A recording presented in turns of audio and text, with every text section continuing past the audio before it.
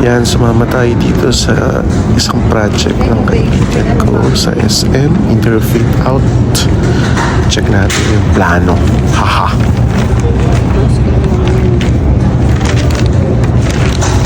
Bakit puro pula yan? Mali yan, puro pula. Hindi sila to ng tatak ng mall. May mall yan. Sa'yo na to, drawing niya yan. Hindi yan yung ayan yung... Interview naman natin tong 26 years old na foreman. 20? 20, ano na ako, 19 years old ako, lead man ako.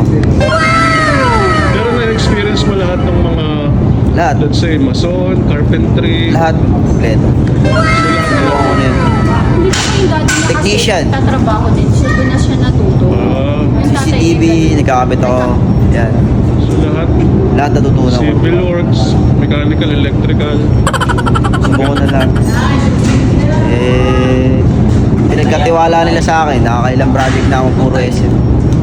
Bibigay ko naman sa kanila. Pwede ka bang piratahin? Ayun.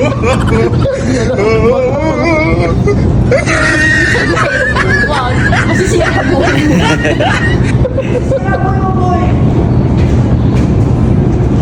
Grabe tong si Kuya Foreman, 26 years old. Napakabata. First time ko makakilala ng ganito kabatang foreman. Stig. Foreman, ilang ano to? Calendar days? Working days? 60, 50, 65. Ano? 55 lang yung ano. 5. Kasi may mall pa kami. 55 Days. days. Ilang araw na to ngayong araw? Day 1 kami na 5 days. Tuesday. 5 days. 5 days pa. Matagal na naman dito permit eh. Permit. Yan lang ang pinakamatagal. Kaya, hassle lang. Dahil na sa mga gwardiya. Magar. Nagpit sila eh. Huwag mo na susundan yan.